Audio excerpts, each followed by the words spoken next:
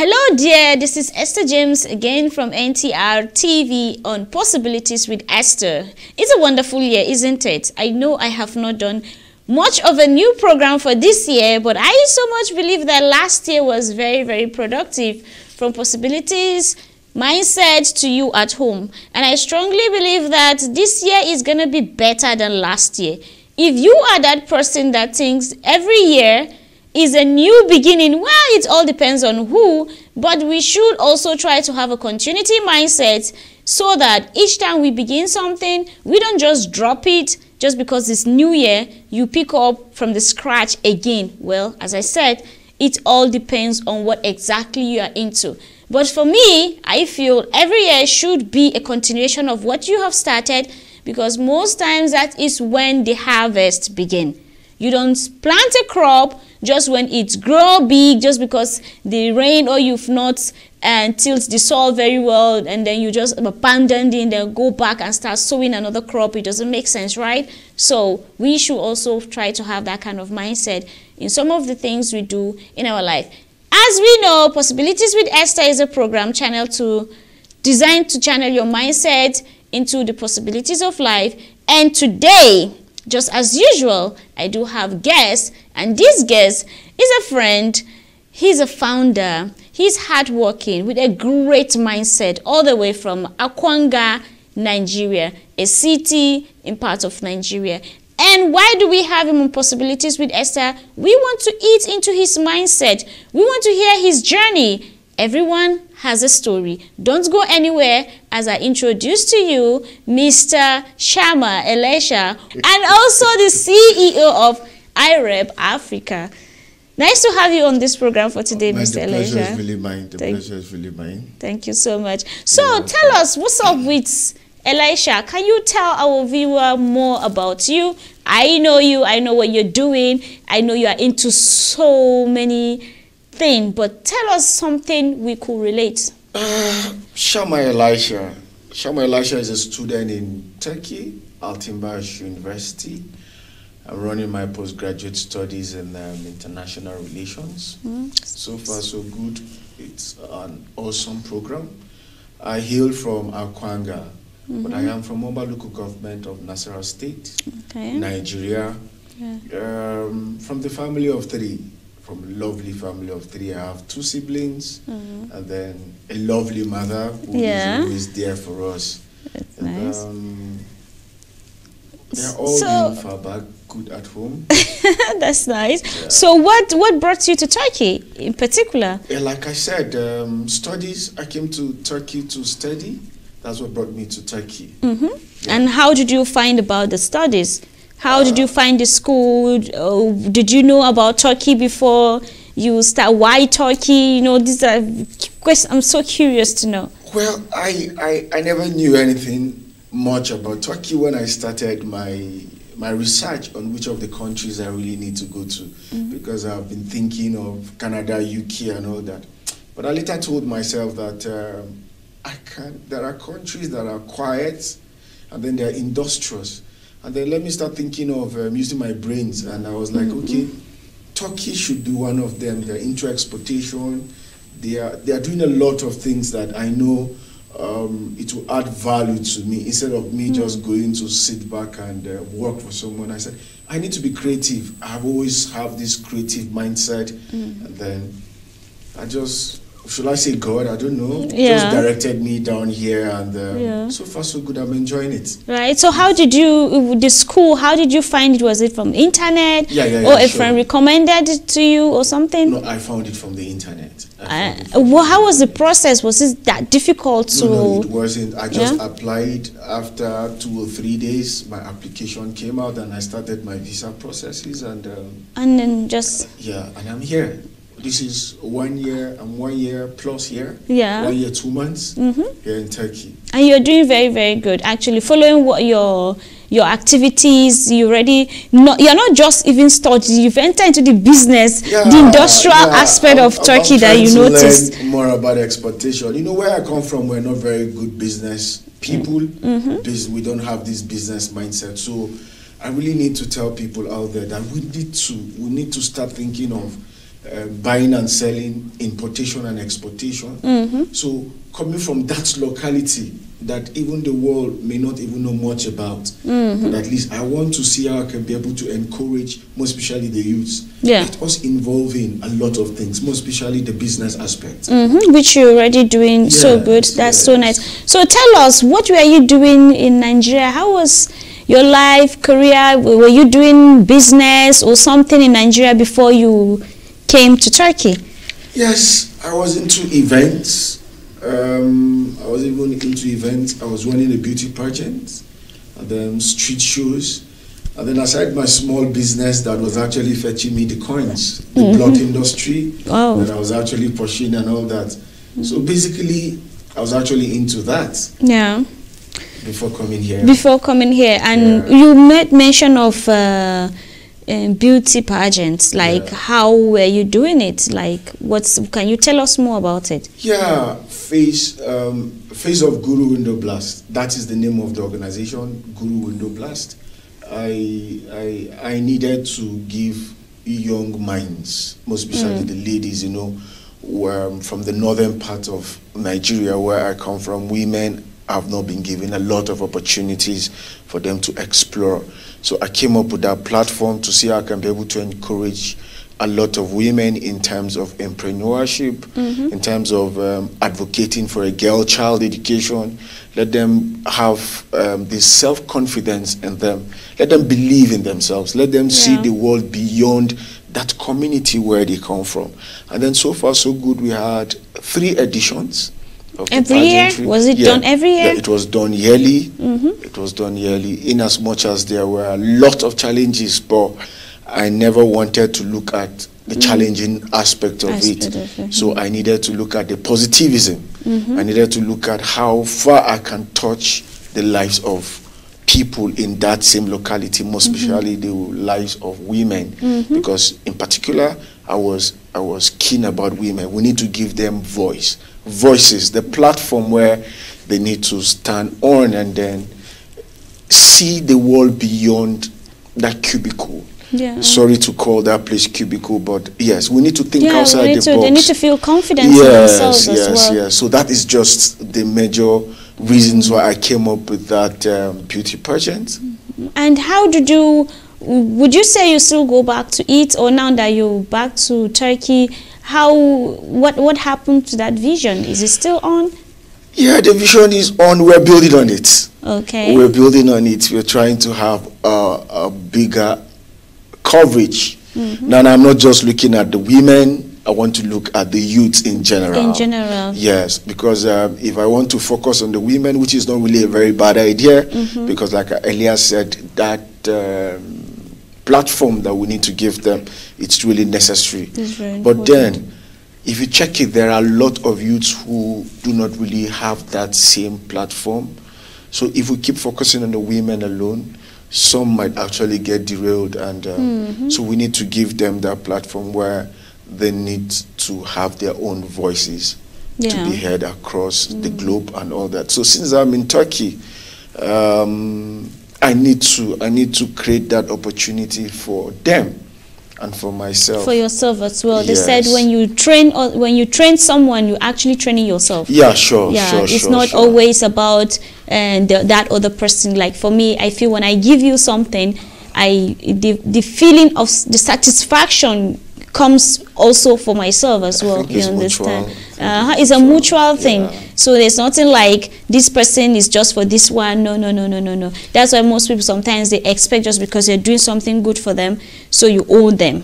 Like no. You do it for yourself, not just for that person. Now talking about that, a lot of people, especially from Africa, when they hear Turkey, what comes to their mind is gonna be so Islamic, which is not bad, but they think like Turkish people are not open-minded. You know, so I hear before I came, something like, why are you going to Turkey? And I say, have you come to Turkey? Have you seen the lifestyle, the culture, the cities, the environment and everything? It's like Europe. What was your expectation, and when you came, how could you match the two expectation? Well, to be honest, I just want to say the bitter truth. If I had actually booked for a return ticket, I would have gone back. Why would you say that? Why? Because, you know, the idea down here is, you know, whenever we're traveling to Europe, when you talk about Europe, we have this mindset, this mindset already that we've already built in us. We might be thinking everything is rosy. You will just come and maybe we'll pluck money from the trees and all that. But when I came in here 1 week, family will celebrate with you. Congratulations! Yeah, you're going to abroad. Sure. About the first few weeks, man, it was something else. Yeah, it was something else, and as God would do it, I had to. But relationships, man, I keep telling people, building relationships are very important. Yeah, you know, the guy that actually introduced me into the business proper happens to be someone I met during my NYSC days, about 7-8 years ago. So are you talking about when you came, you started business, or about the studies as you came?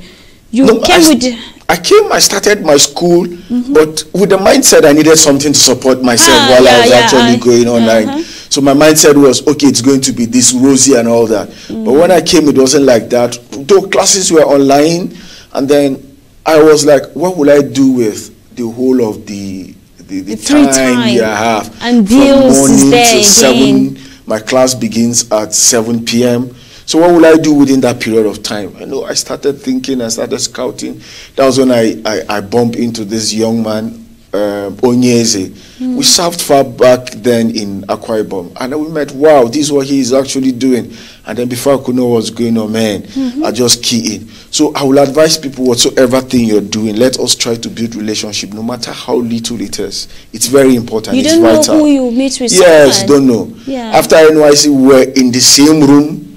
We didn't even meet again. Our communication was once in a blue moon. Like we rarely talk, and in fact, I didn't even know he was here. Can you imagine? Yes, so you just met in Turkey, we just Istanbul. met in Turkey, and his cousin that actually sheltered us when we were there now told me, Onyeze is here. I said, wow, look at this small world. He now gave me his number, and we got connected, and see where you are right now. So how would you say the experience that, okay, you left home, you with all this castle on the air that you built, and then now when you came, the challenges, but would you say that the challenges has turned to something positive? Yes. You know, let me digress a bit. You know, my life has always been full of challenges, full of experiments. I tried this. If it doesn't work, I jump to another. And then the challenges actually sharpened my mindset. It's given me sense of direction. The challenges is actually more on the positivism than the negativism, because it's actually trying to make me see world from a different view. From a different view. Yeah. Initially, I didn't know I can use my brains like this. So imagine if I had actually came and everything is pre-programmed.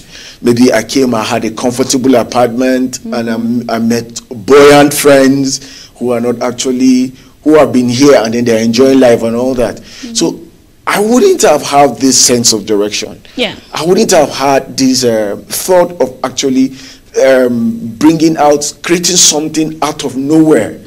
So a lot of things came through my mind, and that has actually shaped my thoughts. Yeah. And I am actually using it. That's awesome. It means you are a opportunity creator. Yes.